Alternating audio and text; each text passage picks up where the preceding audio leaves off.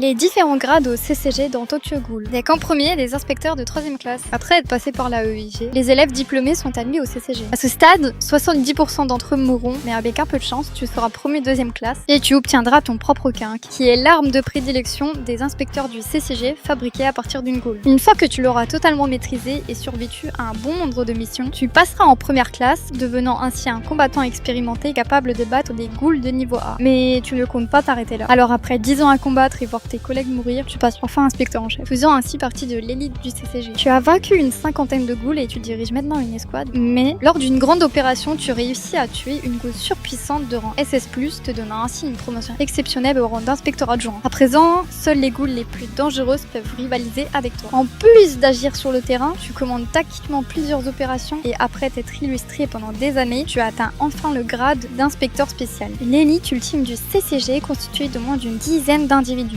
disposant d'un accès complet à des armures spéciales Arata et pouvant déclencher des opérations à l'échelle d'une ville entière, seul le directeur général et le président du CCG se situent au-dessus. Et si tu veux plus de vidéos de ce genre, n'hésite pas à t'abonner, ça me ferait extrêmement plaisir. Sur ce, sayonara.